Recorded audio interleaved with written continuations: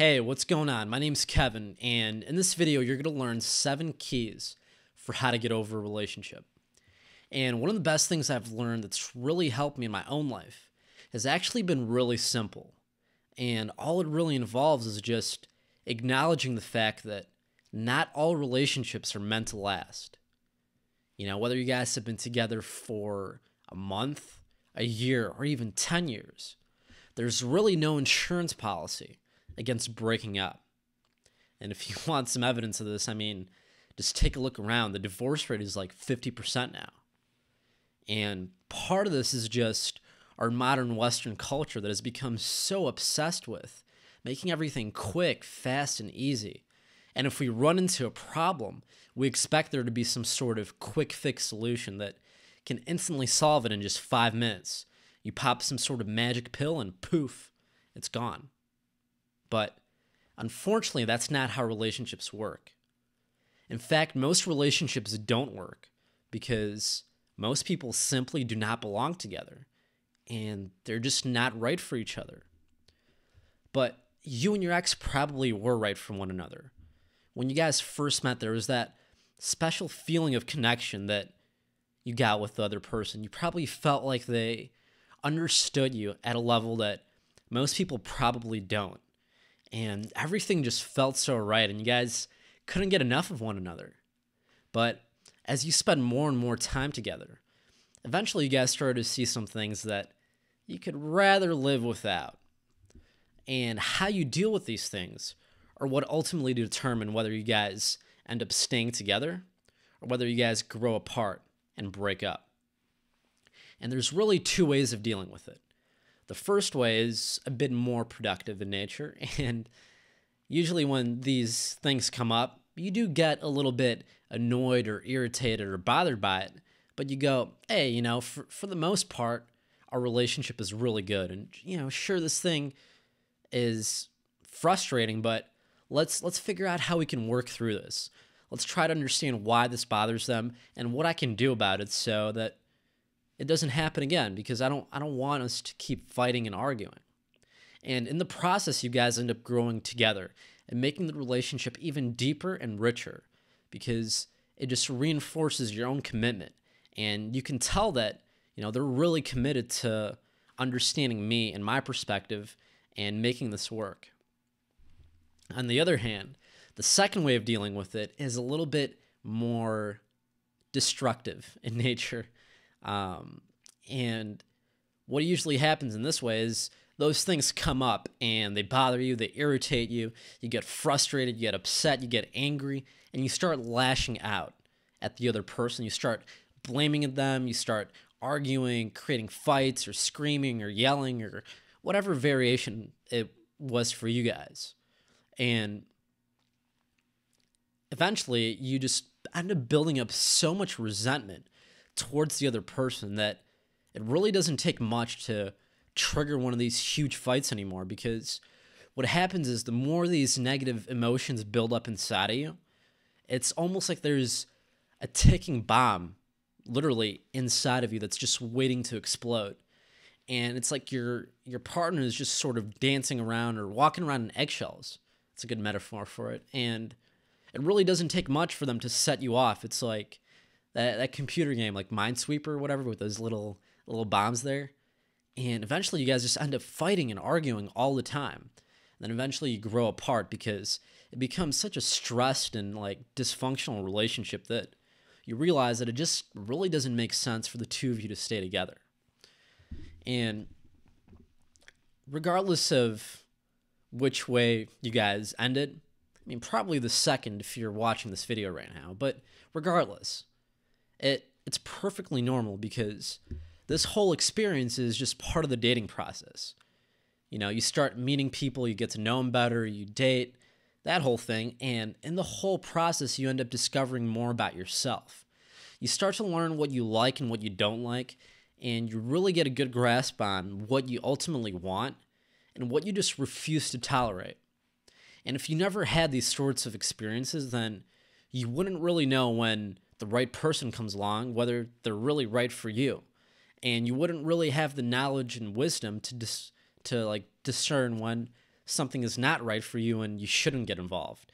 You wouldn't have that voice in the back of your mind that goes like, oh, warning sign, red flag, this wouldn't work out. So instead of being sad and angry or disappointed or whatever you're feeling right now about the fact that it didn't work out, instead focus on what you can learn from the experience so then you can have even better relationships in the future. And I know that after every breakup I've had in my own life, the next relationship was like 10 times more fulfilling. In fact, there was actually times where I'd be in another relationship and I'd be looking back in my old one and going like I used to think that was like the greatest thing. I didn't think I'd find anything better than that. And here I am with this thing that's 10 times better, and I couldn't really understand how that happened. But as I look back on it, I can see that because I focused on what I could learn from the experience after every breakup and like how I could really become a better person, that allowed me to go that much deeper in all my future relationships. And we were able to take things to a totally different level. And I really encourage you to view things the same way, because once you accept that throughout the course of your life, you're just going to be in a couple relationships that don't work, then you can stop blaming yourself for what you might normally call a failure. But what we're often so quick to just write off as a failed relationship is usually a really valuable life lesson. And you can eliminate this whole idea of failure by simply learning from it. See, anytime you learn a lesson, what you're really doing is you're trading your time and energy for knowledge and wisdom. And what you'll often find is that you got the better end of the deal. In fact, the price you paid is usually a bargain compared to the lesson you learned. So the question to ask yourself is, what can I learn from all this? But unfortunately, most of us never even bother to ask ourselves this question. See, when a relationship ends, we basically have two choices. We can try to understand the other person's perspective and challenge ourselves to understand why they were unhappy or what made them want to leave. Or we can just write them off as a bitch or an asshole and then create our own story out of it. And needless to say, that's what most people do, because it's the easy way out. It's a lot harder to turn inwards and go, I wonder how I may have contributed to this problem. I wonder if there's something I did that either made them angry or upset or made them want to leave, than it is to just go, oh, she's a fucking crazy bitch that, blah, blah, blah, or he's a fucking asshole who mistreated me and then just left me out of the blue or cheated on me or whatever it is. And while doing this thing may help you feel better temporarily, it's actually going to hurt you in the long run, because you're not going to learn the lesson that you need to learn, and you're just going to end up making all the same mistakes in all your future relationships.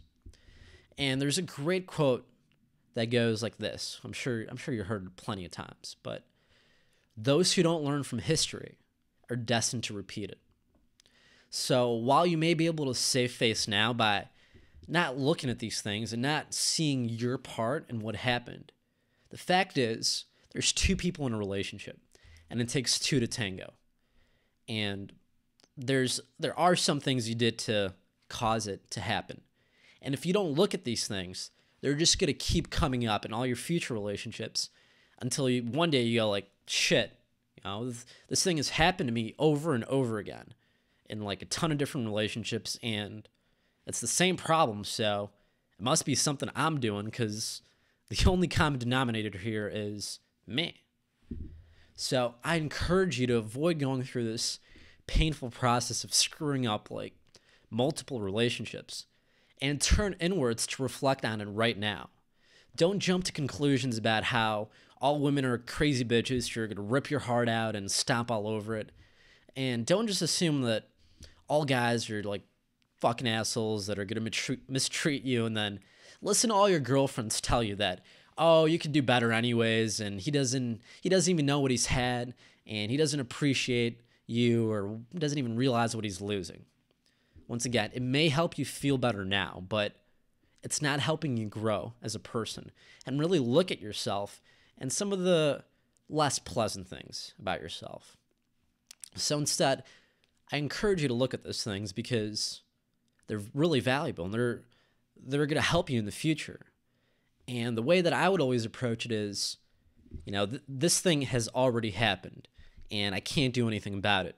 So I might as well make the most of it. And I really don't want to bombard you with any cliches because if you've been looking for breakup advice at all, then you've probably already stumbled across a lot of it. But I truly believe that everything happens for a reason. And everything that doesn't kill you teaches you a very important lesson in life. And I found that anytime I've really had to learn something the hard way, I've usually learned a really important lesson in life. And once I learned this lesson, it was no longer a mistake. See, the only real mistake is the one that we learn nothing from. So please take the time to detach your sense of pride from the situation and look at it objectively so that you can take away the lesson from the experience. Because I believe that people come into our lives for a reason. And once we stop blaming others for what happened, that reason usually becomes a lot more clear to us. So, once you embrace all the things that I'm saying here, you're going to notice that your whole mindset is going to shift from, how this is like this horrible thing that's happening to you, and you're going to realize that this isn't happening to you. It's happening for you. And you're going to go from sulking in all your pain and feeling like a victim who just had this horrible thing happen to you. And you're going to realize that this is happening for a reason. And there's something for you to learn from all this. And I know that in the midst of all the pain, it probably doesn't feel that way. And it might feel like, I don't know why this is happening. This is like some evil trick that God is playing on me or whatever variation of that. But I think if you really embrace the things that I shared here, you're going to find that you've walked through the darkness into something truly incredible. And you came out the other side a lot better. I've come to believe that all the pain we experience is just part of the journey of finding that peace and happiness that we're all searching for.